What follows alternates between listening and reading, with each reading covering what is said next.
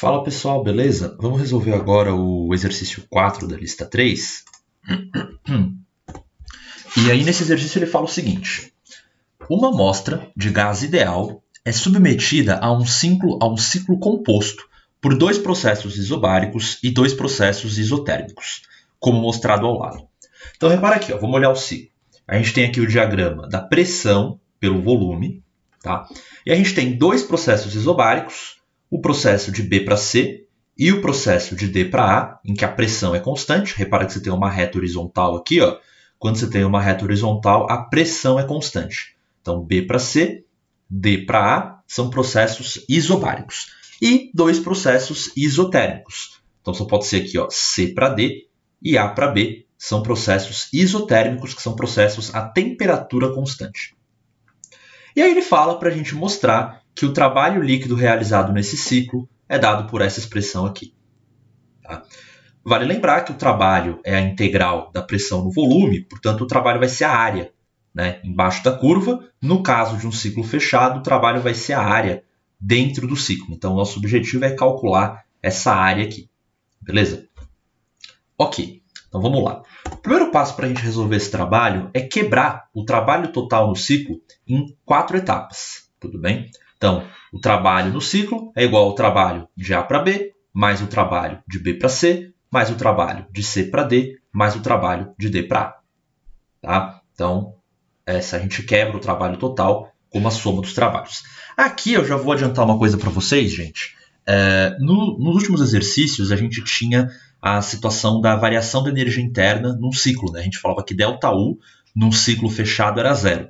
Isso acontece porque a energia interna é uma função de estado. O trabalho não é uma função de estado. Então, num caminho fechado, o trabalho não é zero. Tá? Então, é sempre importante ter essa distinção. O ΔU é zero num ciclo fechado, já o trabalho não. O trabalho não é zero num ciclo fechado. Tá bom? Bom, então a gente tem essa situação aqui. E aí vamos começar olhando para as transformações mais simples, que são as transformações isobáricas. Quando a gente olha a transformação de D para A, essa transformação aqui, ó, né, como a pressão é constante, eu posso falar que o trabalho é simplesmente P vezes ΔV, que é a área aqui, ó, a área desse retângulozinho aqui. Ó, tá? Então, a pressão da transformação que é constante, P1, vezes ΔV. Isso aqui é a integral de PdV com a pressão constante, vira simplesmente P vezes ΔV. Repara que volume final é V1, volume inicial é V2. Tá? Então, repara que é um trabalho negativo, porque V1 é menor do que V2. Isso aqui é um trabalho negativo. Vamos guardar essa informação aqui. Agora, vamos olhar para a transformação B e C, transformação que vai de B até C. Também é uma transformação isobárica. Agora, a pressão é P2, né? E o ΔV é o volume final, que é o volume em C, menos o volume inicial, que é o volume em B. Tá? O problema é que VC e VB não são volumes que eu posso considerar, né, no problema, porque eu tenho que escrever tudo em termos aí de P1, P2, V1, V2. Então eu preciso dar um jeito de escrever VB e VC em termos de V1 e V2, e P1 e P2. E como a gente faz isso? A gente vai fazer o seguinte, gente. Reparem o seguinte.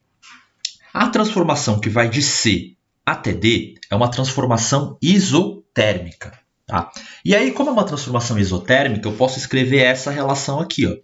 Vale lembrar que para um gás ideal, o PV sobre T, se você pega PV e divide por T, né, isso é uma constante. Então, você pode pegar PC, VC sobre TC e igualar com PD, VD sobre TD.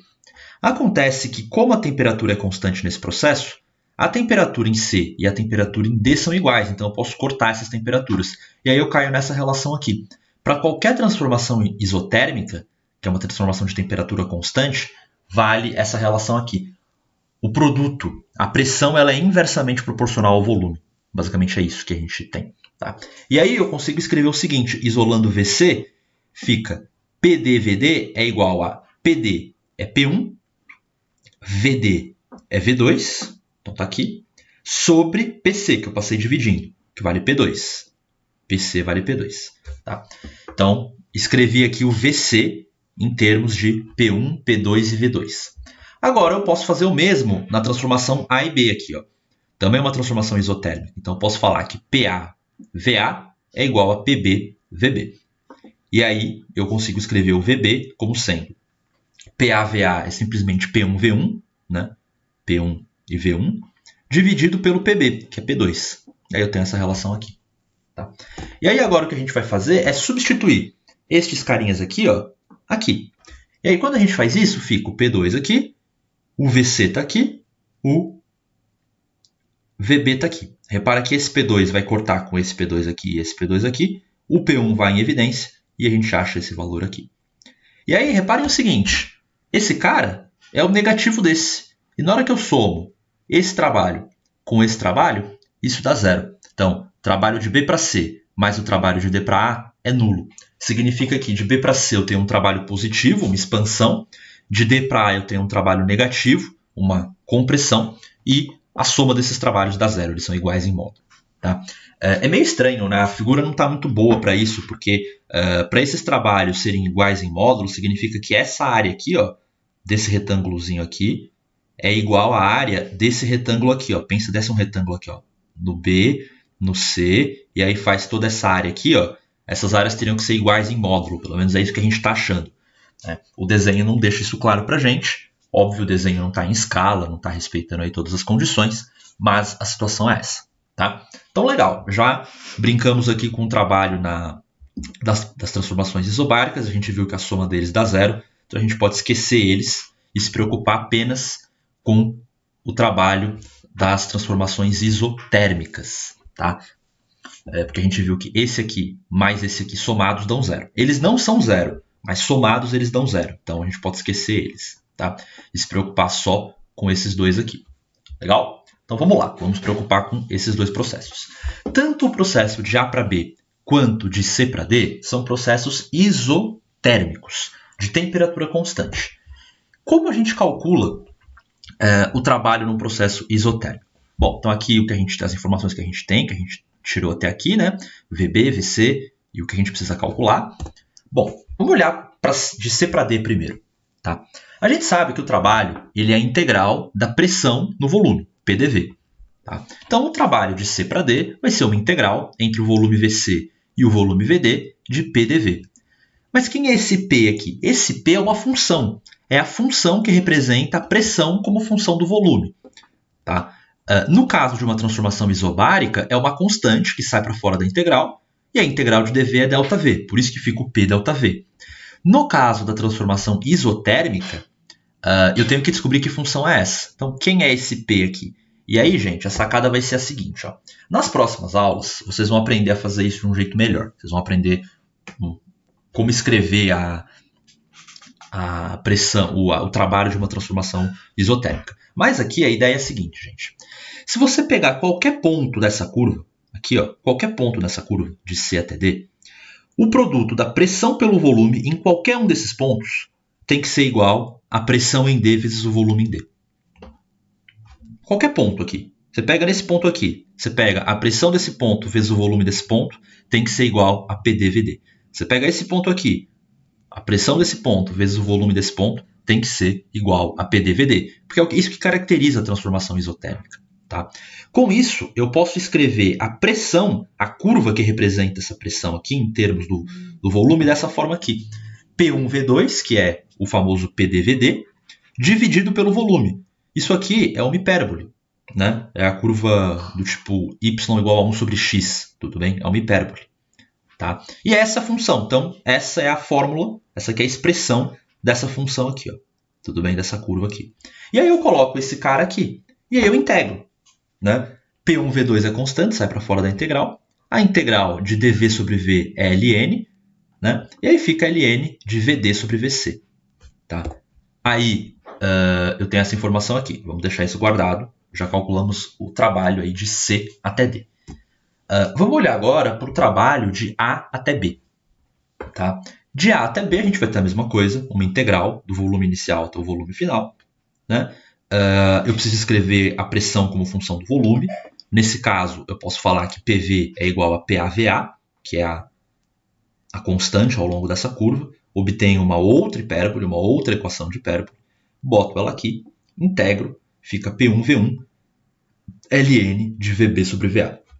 Eu aconselho que você pause esse vídeo se você não entendeu, pause, olhe com bastante cuidado o que está acontecendo, quais são os números, os parâmetros que eu estou colocando aqui, tente entender com bastante calma, tá, o que está acontecendo. Tá? Bom, então esse é o trabalho de A para B. Então temos esses dois trabalhos aqui. O que a gente vai fazer agora? Para calcular o trabalho no ciclo, a gente soma eles. Né? Então a gente tem isso aqui. Né? Vamos só investigar quem são essas razões, né? VB sobre VA e VD sobre VC.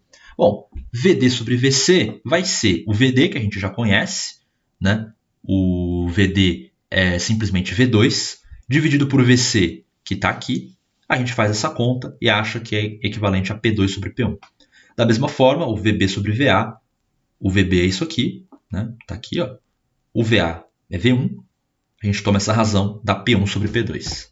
Aí a gente substitui essas razões aqui, ó, e aí fica o trabalho no ciclo, que é este cara mais este cara, substituindo VB sobre VA por P1 sobre P2 e VD sobre VC por por P2 sobre P1, a gente tem isso aqui. Aí a gente pega, inverte essa fração aqui e coloca um menos na frente, propriedade de log, e aí a gente pode pôr o P1 em evidência, V2 menos V1, o ln em evidência, e chega nessa expressão, que é exatamente a expressão que o enunciado pediu para a gente mostrar. Beleza? Então eu sei que foi um exercício longo, trabalhoso, mas é importante vocês saberem lidar com as diferentes transformações e calcular o trabalho em cada transformação. Esse assunto a gente vai ficar vendo basicamente até o final do curso, tá? Então é uma coisa que vocês vão se acostumar a lidar e é bem importante entender isso logo de cara, porque não tem como passar nesse curso sem saber isso. Tá? É o ponto mais importante do curso, que vai ficar direto. Então vocês vão ter que aprender a calcular a variação de energia interna, o trabalho, o calor em cada tipo de transformação. Tá? Então isso é necessário. Beleza? Então é isso, gente. Até o próximo vídeo.